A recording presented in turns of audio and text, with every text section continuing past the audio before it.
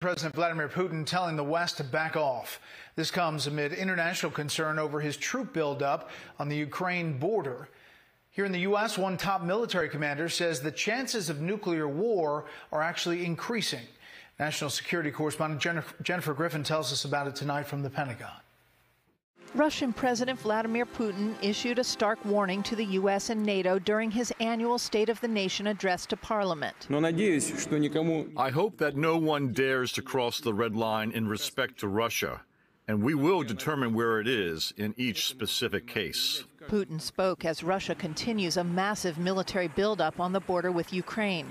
New satellite images show dozens of fighter jets lined up on tarmacs in southern Russia and Crimea. Top U.S. military commanders warned that new threats facing the U.S. have them seriously worried for the first time that U.S. adversaries may consider using a nuclear weapon as the, quote, least bad option.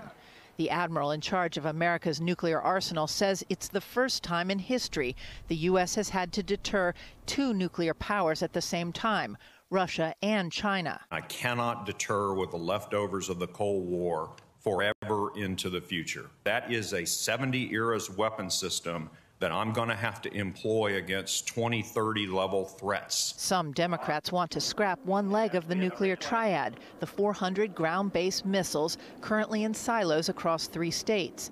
The head of Strategic Command says he needs to replace, not update, those 50-year-old Minuteman III missiles.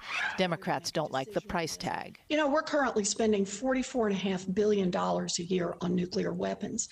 And I know that Stratcom likes spending that money, but I don't. The U.S. stopped keeping nuclear-capable bombers like these B-52s in Louisiana on 24-hour alert in 1991.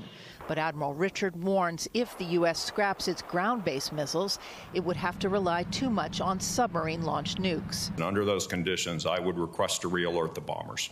Putin boasted today that Russia will have modernized more than 88% of its nuclear weapons by the end of this year. Admiral Richard says the U.S. hasn't started. Brett?